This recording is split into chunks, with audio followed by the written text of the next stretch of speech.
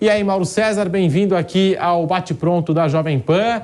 Eu queria saber de você sobre o astro da Argentina, Lionel Messi. É claro que assistir pela televisão é uma coisa, você está no Catar acompanhando de pertinho os jogos, é uma outra sensação. Também a gente consegue ver do estádio outras coisas, né? Que às vezes pela televisão fica imperceptível, né? Mas e aí, Mauro César, muito boa tarde. Queria que você falasse desse gênio, desse craque, Lionel Messi. Como é assistir o Messi de pertinho no estádio? Já o Lionel Messi, Pedro, o Lionel Messi ver no estádio é um privilégio, né? Porque o Lionel Messi, ele é o futebol, né? Até eu escrevi hoje lá no meu blog, lá no UOL. Quem torce contra o Messi, que é diferente de torcer contra a Argentina. O cara tem o direito de não gostar da Argentina e querer torcer para a França, gostar mais do Mbappé, preferir croissant, churrasco, assado, preferir o vinho francês e não o de Mendoza, lá da Argentina. Tudo bem, tudo isso o cara tem o direito. Mas torcer contra o Messi especificamente, eu acho que é torcer contra o futebol. Porque o Messi, ele está fazendo com que pessoas até que veem o futebol só em Copa do Mundo se encantem com o nosso esporte, justamente porque ele é um artista da bola que está nos apresentando coisas maravilhosas. Isso sem contar o fato de ele ser digamos assim, o coração e a alma da Argentina, desse time. O país está em torno dele, a torcida está com ele, o time está com ele e o técnico Scaloni, de forma habilidosa, de 2 anos e pouco para cá, fechou com o Messi, trouxe o time com ele, tentou entender o contexto, montou o time ao redor dele, os jogadores vieram juntos e eles tiveram uma progressão. Lembrando, desde aquela eliminação que eles reclamaram muito da arbitragem, lá em Belo Horizonte, Copa América, teve 2 no Brasil, na primeira, ainda antes da pandemia. A Argentina já vinha apresentando melhoras, depois a Argentina ganha a Copa América aqui no Brasil, no Rio de Janeiro, aí, sem público, um pouco público, né? Que foi durante a pandemia, aquela Copa América que não seria no Brasil, seria lá na Colômbia, acabou indo para o país, para o Brasil. E de lá para cá ele teve sequência de jogos invicto, 35 jogos, o time cresceu de fato. E na Copa do Mundo, o técnico foi muito feliz em todas as mudanças que fez. Ele já mudou de sistema, já mudou meio time, ele já trocou muita coisa e tem trocado a cada jogo de acordo com o adversário.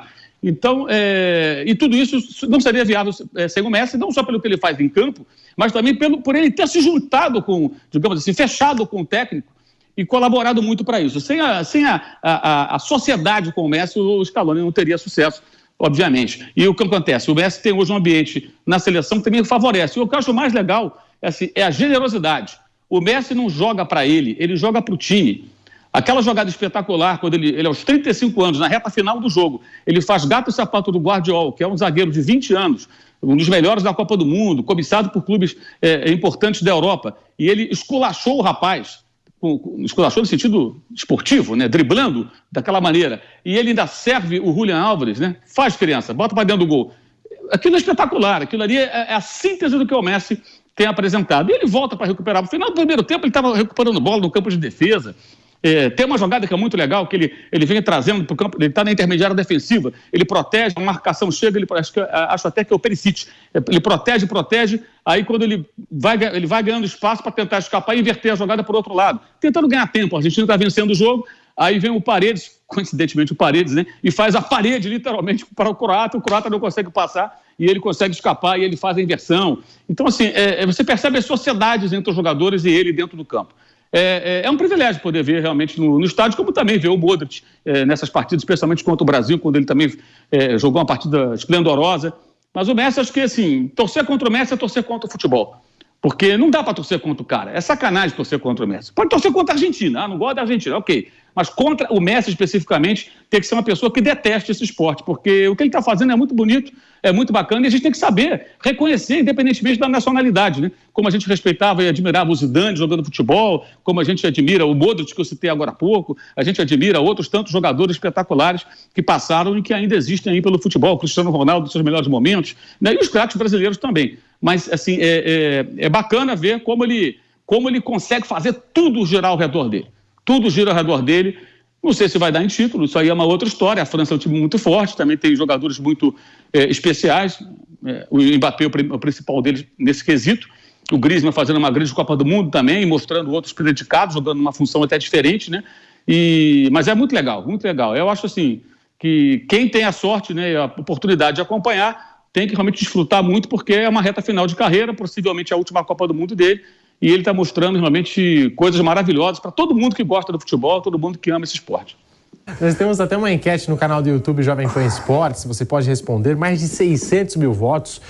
na aba de comunidade, tá aí, Argentina 68%, França 32%.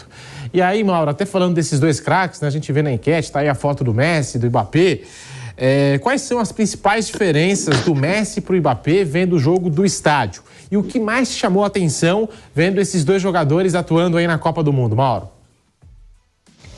São características diferentes, né? O Messi, ele é o arco e a flecha, né? Ele cria jogadas, ele finaliza jogadas, dá assistência, constrói a jogada, aparece no campo de defesa para pedir a bola e fazer o jogo acontecer, fazer a bola circular, é uma participação mais ativa. O Mbappé é um cara que joga basicamente do meio para frente, quando põe a bola na frente é até meio assustador, né, em alguns momentos, como ele consegue superar os adversários na corrida, né, e mantendo sempre a bola sob controle.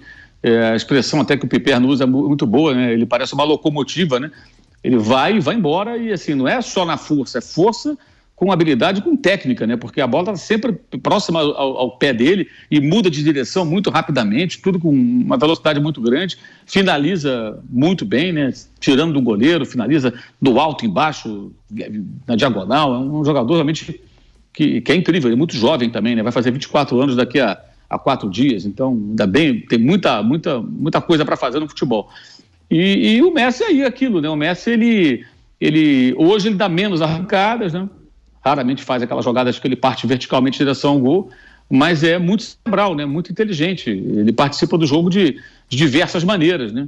E essa questão da liderança. E, eu repito, uma coisa que eu acho bacana, que é algo que o Brasil não tem no seu principal jogador, que é Neymar, que é generosidade dentro de campo, que é o tempo todo facilitar o jogo para os colegas.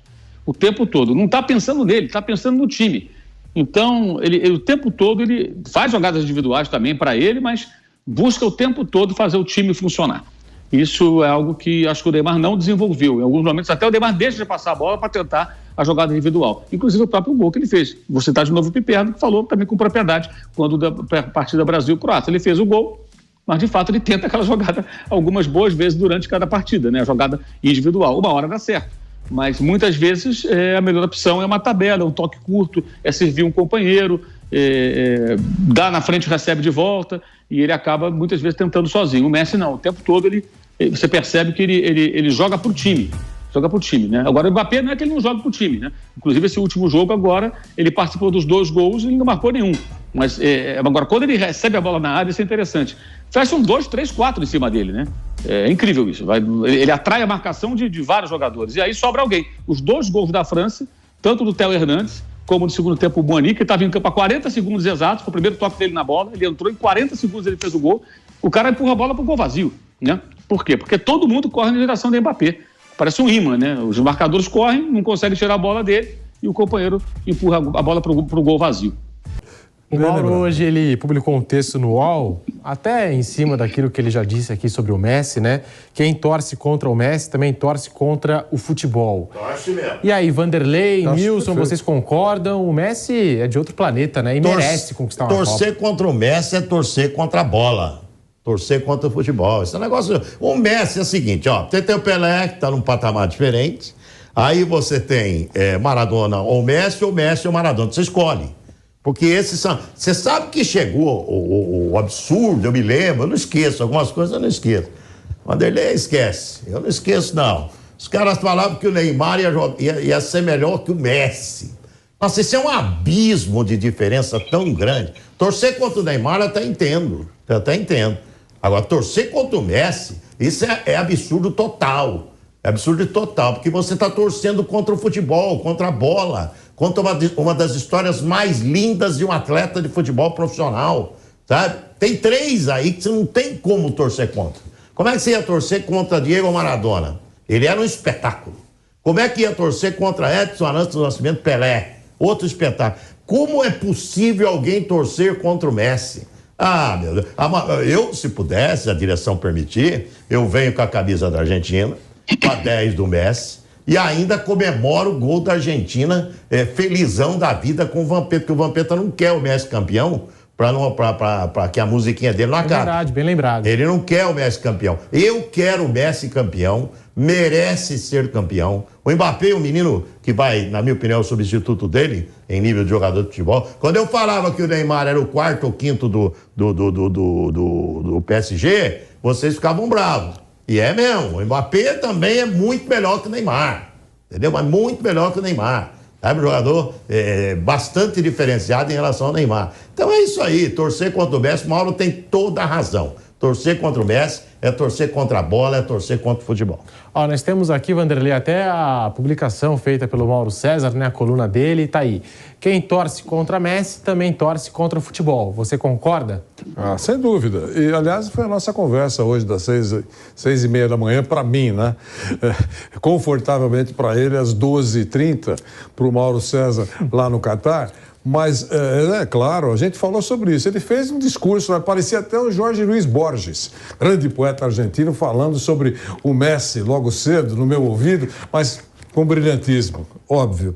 Eu só acresci dizendo que eu torço muito para que o Messi seja campeão, porque o Zico não foi, o Sócrates não foi, o Cristiano Ronaldo não foi, encerrando carreira e não ficando com o título mundial.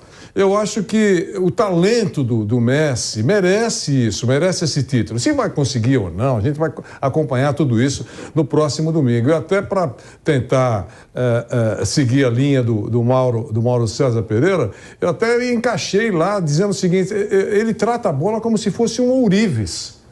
Se estivesse com um pedaço de ouro lá na mão, tentando fazer uma grande obra de arte. Então, eu acho realmente que eu torço para que ele seja campeão. Se vai conseguir ou não, a gente não sabe, mas o talento dele merecia mesmo o encerramento de carreira, a última Copa, pelo menos foi o que ele disse, ajudando a levantar o título mundial. É isso. E outra coisa, nunca jogou tanta bola pela seleção da Argentina como está jogando nessa Copa do Catar. Nunca. Ele ganhou como o melhor aqui na Copa do Brasil, mas não foi nada dessas coisas aqui na Copa em 2014. Deram um prêmio de consolação para a Argentina, dando o Messi como melhor jogador da Copa. Esse ano não, ele já é o melhor jogador da Copa.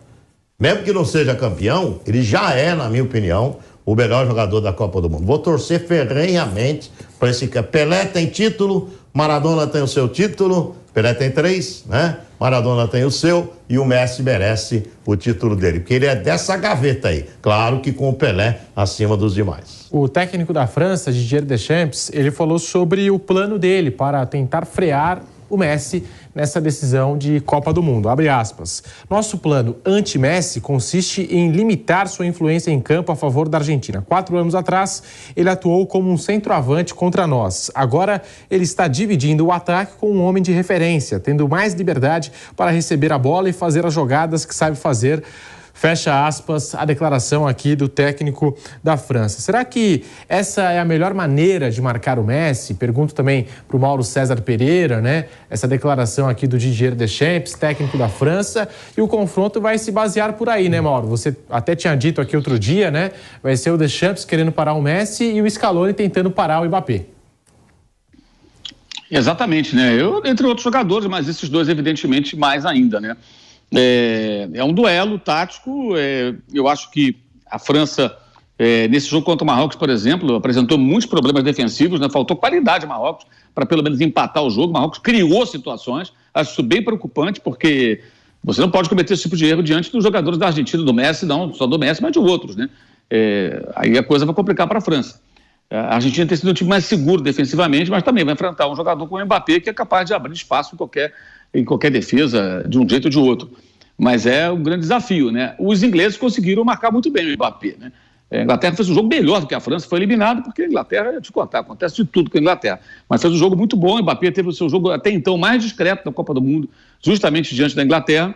E imagino que o Scaloni deva estar analisando muito a maneira como os ingleses neutralizaram, em boa parte do jogo, o mais perigoso atacante do time francês, para tentar, de alguma forma, adaptar essas ou outras ideias e tentar limitar as ações do Mbappé. Agora, parar o Messi é um negócio complicado, né? Você pode exercer uma marcação eficiente sobre ele durante muito tempo, Mas vai ter um momento que ele vai escapar e aí pode acontecer qualquer coisa, né? E acho também que existe um componente extra aí que, assim, tem extremos aí, né? A Argentina, acho que ela entra mais pressionada pelo título, porque a França é a atual campeã e não vive essa comoção que vivem os argentinos. Por outro lado, a gente vai jogar em casa, né? Porque vai jogar com a torcida a favor, tem pouquíssimos franceses aqui. A França jogou com torcida contra diante de Marrocos, né? E teve muitas dificuldades, inclusive. Marrocos surpreendeu até pela forma como se comportou. Mas nesse confronto, eu acho que a Argentina está mais pressionada pelo título, ao mesmo tempo ela tem digamos assim, um gás que nenhuma outra seleção teve nessa Copa, talvez só o Marrocos, que é essa motivação toda especial, né? Porque, diferente do que aconteceu em 2014, aqui no Catar foi se formando uma situação, né? Aquela derrota para a Arábia Saudita na estreia, aí 5 mudanças no jogo seguinte, ganha do México sem fazer uma boa partida, aí ganha bem da Polônia, aí ganha da Austrália, e derrota nos pênaltis da Holanda com drama, porque estava 2-0, toma 2-2, aí passa bem pela Croácia, que tinha eliminado o Brasil, e a Argentina vai crescendo, os argentinos não param de chegar aqui, né? Tinha gente pagando uma fortuna para passagem aérea para chegar aqui no Catar, agora nesses 2 últimos dias, né? Antes de ontem para hoje, desde que a Argentina confirmou sua presença na final. Então tem um ambiente muito argentino, eu diria. O estádio vai estar muito argentino. Ao mesmo tempo, é uma cobrança grande, né? A decepção, se houver uma derrota, vai ser muito profunda, né? E a França vai tentar, de alguma forma, tirar proveito disso. A França, nesse aspecto, ela entra um pouco mais leve, um pouco menos pressionada do que o time argentino, que, assim, é como se fosse... para eles, argentinos, assim, é a nossa chance, é agora, tem que ser agora, não pode ser outro momento, não dá para esperar mais. E aí, Nilson, Vanderlei, falando desse duelo, Mbappé, Messi, domingo, a grande decisão da Copa do Mundo, e é legal demais, né? É legal demais assistir os jogos, imagino o Mauro César, né, ter essa oportunidade de acompanhar de pertinho esses 2 craques, mas e aí, Vanderlei, tem 2 Nilson? jogos, o jogo do campo e o jogo da TV. Isso que o Mauro está vivendo lá é um privilégio, o jogo do campo é um privilégio, você viver um clima de Copa do Mundo, e ainda essa Copa com todo mundo junto, lá em Doha, né? Que na Rússia, por exemplo, você tinha que viajar 2 horas para ir para fazer um jogo. Então deve ter sido sensacional ver essa Copa. E você vai ver na final o rei enfrentando o príncipe, né? É o rei enfrentando o príncipe. Eu vejo aqui o Neymar, fugiu do Barcelona porque ele queria ser protagonista. Dançou, porque o protagonista no PSG é o Mbappé. Não é verdade? Então o rei enfrentando o príncipe, só que o príncipe vai cumprimentar o rei no final.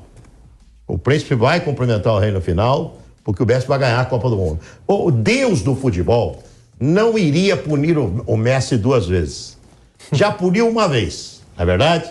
Perdendo para a Alemanha, um jogo que a Argentina poderia ter ganho. Sim. Esse eu estava lá no estádio, eu vi o jogo e transmiti. Esse jogo poderia ter ganho, da Alemanha. Perdeu.